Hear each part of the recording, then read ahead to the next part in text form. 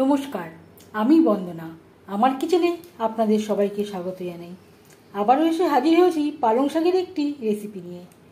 পালং শাক এখন 12 মাসই পাওয়া যায়, তবে শীতকালে একটু ভালো পাওয়া যায়। পালং শাক রান্না করার জন্য এখানে এক আটি পালং শাক নিয়েছি। ঘাস আমি বেছে নিয়েছি। এবার আমি এই শিকড়ের অংশটা বাদ দিয়ে দেব আর পরিষ্কার করে ধুয়ে নেওয়ার পরে ছোট ছোট টুকরো করে কেটে নেব। 4-5 বার জল পাল্টে পাল্টে শাক বেশ পরিষ্কার করে ধুয়ে নিয়েছি। এবার আমি কুচি করে কেটে নেব। যে কোনো শাক আমি এভাবেই রান্না করি।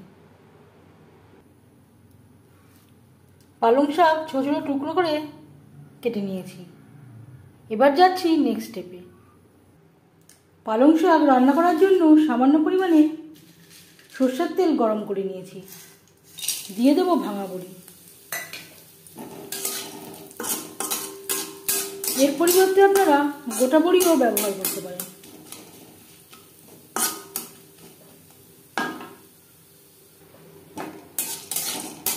লালচে করে বড়ি ভাজা হয়ে গেছে।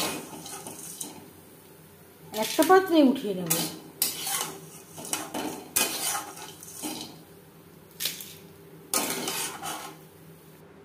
বড়ি ভেজে নেওয়া তেলে দিয়ে দেবো পালং শাক।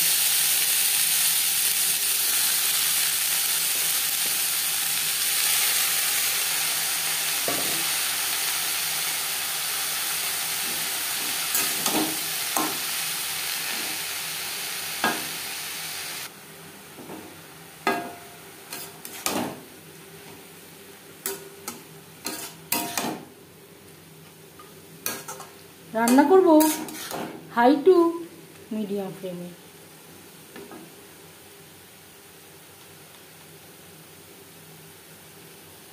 সামান্য পরিমাণে হলুদের গুঁড়ো, স্বাদ মতো লবণ,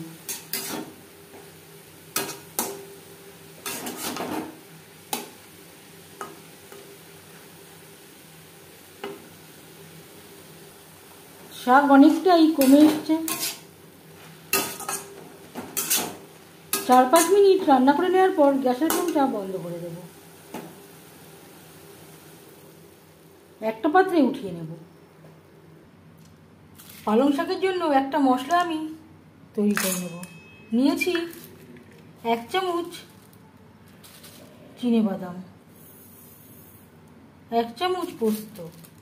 এর একটা পেস্ট তৈরি করে নেব। এখানে আমি চিনেবাদামের ব্যবহার করছি। এর পরিবর্তে আপনারা কাজুরও ব্যবহার করতে পারেন। কাজুর সাথে কিশমিশও অ্যাড করতে পারেন। পালং শাক ভেজে নেওয়া কড়াইতে আবারও তেল দিয়েছি। ফোড়নে দিয়ে দিলাম গোটা জিরে, 2 কাঁচা লঙ্কা।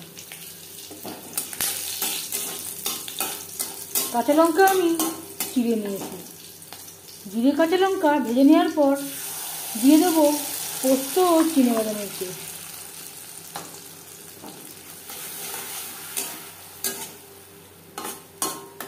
চিনেবাদাম আমার ড্রাই রোস্ট করা ছিল। মিক্সচারের জারটা ধুয়ে জল, যাতে পুরো বাটাটাই অ্যাড করতে পারি।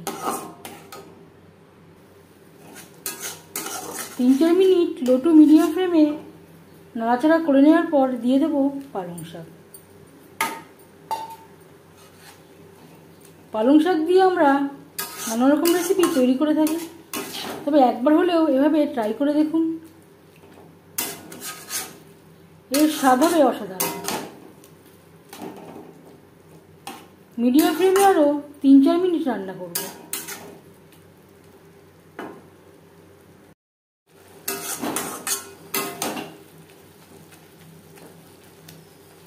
লো টু মিডিয়াম ফ্লেমে 4-5 মিনিট রান্না করে নেওয়ার পর দিয়ে দেবো ভেজে রাখা বড়ি।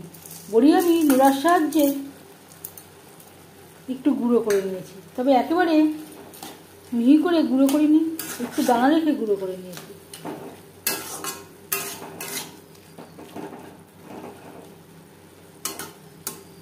গ্যাসের ফ্লেমটা বন্ধ করে দেব।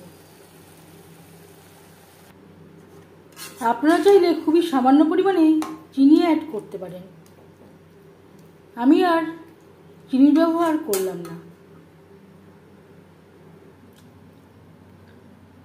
রসুন পেঁয়াজ ছাড়া নিরামিষ পালং শাকের রেসিপিটি কেমন লাগলো অবশ্যই জানাবেন কমেন্টের মাধ্যমে। যদি এই রেসিপিটি ভালো লেগে থাকে লাইক করবেন, শেয়ার করবেন, সাবস্ক্রাইব করবেন আমার চ্যানেলটিকে, বেল আইকনটা প্রেস করে দেবেন। যখন আমি নতুন ভিডিও আপলোড করব তার নোটিফিকেশান সবার আগে আপনার কাছে পৌঁছে যাবে। আপনারা সবাই অনেক অনেক ভালো থাকবেন।